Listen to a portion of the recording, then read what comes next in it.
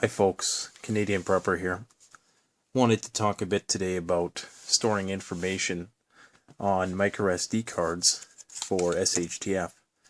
Now, it's impossible for somebody to know everything, but it's very convenient to have copious amounts of information stored on these little micro SD cards. The highest one you can get now is a 128 gigabyte micro SD card. And that's just for the micro size. For the bigger size, the one size up, that would be, I think they're already talking about 256 gigabytes on something that's pretty much the size of a fingernail, as you can see. That's just an incredible amount of information on one little chip. So, I mean, you could carry that anywhere. And 64 gigabytes is on there. I have thousands of hours of videos, thousands of PDFs, pretty much a whole library of information on one little micro SD card. Now, over time, I've been doing this for many years, and over time I've been able to progress from 4 gigabyte memory cards to 8 to 16 to 64 as they've become more readily available and affordable. At some point, when the 128 gigabyte one drops, I will possibly seek to consolidate all this information further onto one of those. Then again, you don't want to put all your eggs in one basket, so you should have a backup copy of all this stuff. It is possible to fill that much space. There's a couple of programs I'm going to mention that I use that are not torrent based. There is one, obviously, if you want to go torrents, type in survival information, or just type in survival PDFs on any torrent engine, and I think there's one file that somebody compiled that's somewhere in the neighborhood of several gigabytes of just text-based stuff. So it's books, it's audiobooks, it's PDF files, it's pictures, stuff like that are all prepping and survival related.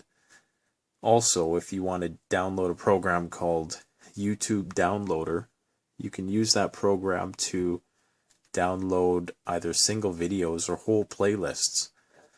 So what I've done in the past is I would go on some of these how-to channels and download entire playlists, and it does take a while, and basically put them on a micro SD card. Now there is versions that you can pay for of that program, which I think allow for more options. You don't have to do that. The free version is sufficient. And this is something that you'll want to do over time. I mean, it's not something you're going to be able to do in a day. This compilation of information that I've amassed here has taken me several years to accomplish. And at some point I may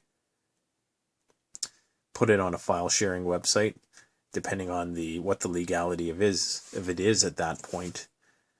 It is fair use. It's for the purpose of knowledge sharing and education, so I'm sure there's some loopholes there, but I'll cross that bridge when I get there, I guess.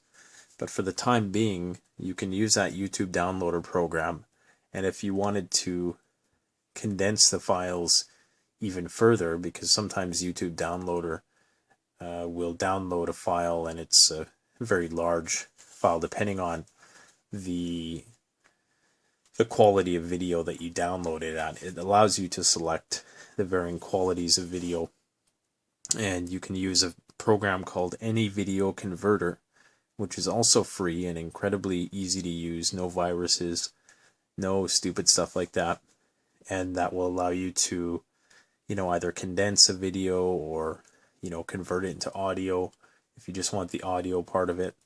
So I really do encourage people to look into this concept of storing information on memory cards, and this probably isn't new to a lot of preppers who've been doing this for quite a while.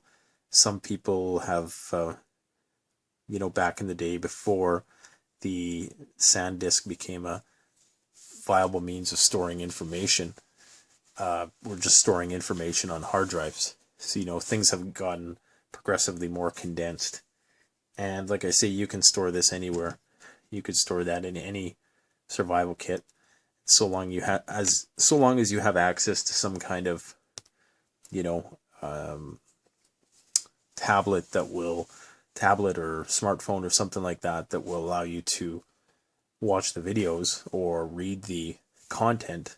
And so long as you have a unlimited power supply like solar or something like that, you could foreseeably have a library of knowledge which would be able to last you long enough that you could get what you needed from it anyways. And like I say, it's no substitute for skill and knowledge, but the fact is, in this day and age, especially when we're all coming from a postmodern environment where lots of our natural abilities have been sort of atrophied by the spoils of civilization, we must now sort of rely on this sort of knowledge sharing in order to learn what's been forgotten. So I would encourage you all to look into this idea. If you have any other ideas as to how to do this kind of thing, I'm by no means a computer expert, but I like to use my head for things like this, and I think this has worked for me thus far very well. And you'll also want to make sure that whatever tablet or phone you use is compatible with SD cards of a larger capacity like this one. Pretty much anything post 2013 should be able to handle a 64 gigabyte and in some cases even 128 gigabyte memory card. So I hope this was informative for you and useful. Let me know what you think. Thanks for watching. Canadian Prepper out.